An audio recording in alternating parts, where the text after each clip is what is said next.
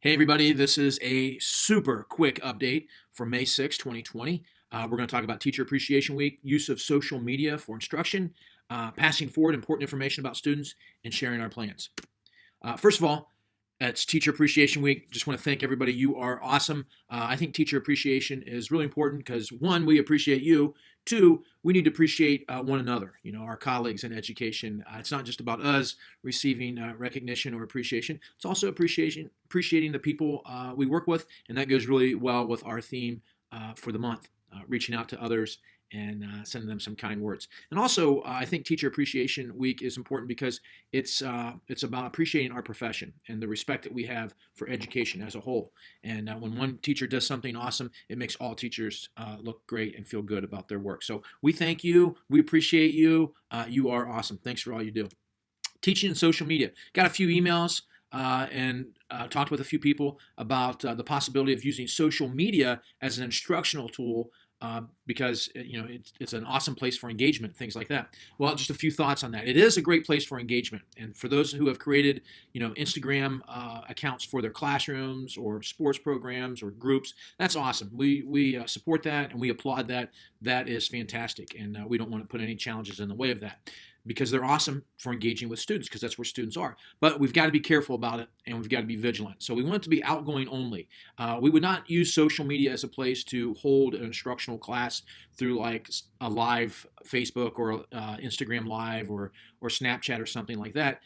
For a lot of reasons, because one, we can't control necessarily who comes in, who comes out, who saw what. We want to use the core tools that we have in our school system for instruction. However, it is an outgoing only. We want you to keep using it to build that connection with kids. We just got to be careful and vigilant. It's not a place to meet and gather. It's outgoing for teachers. So also be careful of the accounts that you follow, and really caution against following any student.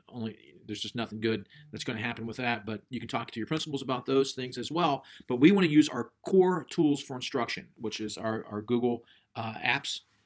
They serve us very well, and we can use the social media platforms to supplement those to create engagement. Now, you can infuse our core tools like Google Classroom and Screencastify and things like that with some social media and trends. And by that, I mean, like if there were a cool filter and you could record a video, maybe do a screen capture with that cool filter on you, and then put it into something, an instructional video that you're making or something like that. That's really cool. That's really innovative, and that's great. So we're not telling anybody not to use social media or anything like that. We're just saying be very cautious about it and don't use it as a gathering place to do like live instruction.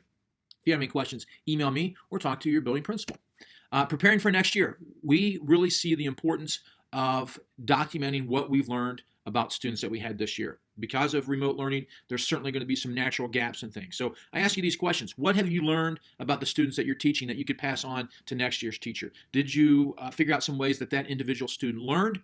What things worked well for you? How can we pass this information on to other teachers?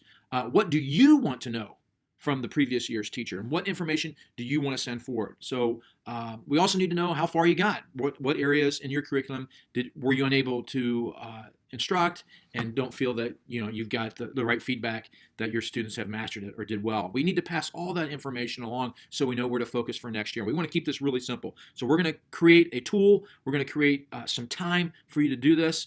And I'm going to talk to the principals very soon about this, and a lot of teachers, and figure out a way, all of us together, work on a way that we can capture this important information and send it forward. So stay tuned, but start thinking of ways you can capture that. Sharing plans with others. We have a great set of tools, Google Apps for Education. They are awesome. We also have access to Chalk.com, which is a great lesson planning tool that I've been recommending for quite some time. Evan from Chalk, I've asked him to send out an email, a short little video, a tutorial. I hope you will take the time to watch that tutorial that Evan made just for our school district and try it out. It's very easy to use. We can't meet, we can't see each other physically, and so all we have are these tools to see each other's classrooms and the work that we're doing. And it's not for evaluative purposes or anything like that. It's to learn and grow as educators, to see what other people are doing and to help one another out and to share our plans. I hope you'll experiment with using Chalk, and if you want to set up a time to learn more, you can reach out to me, and I will set up a time where we can have a one-on-one tutorial about how Chalk can help you out. And I want to thank you again for all that you do. You are awesome. We talked about Teacher Appreciation Week, how awesome you are. the use of social media. We love it. We just don't want to use it as a instructional place. We talked about passing important information about students on to other people, and we talked about sharing our plans through a talk tutorial. So if you have any questions, please email me, and I hope you have a great day and week.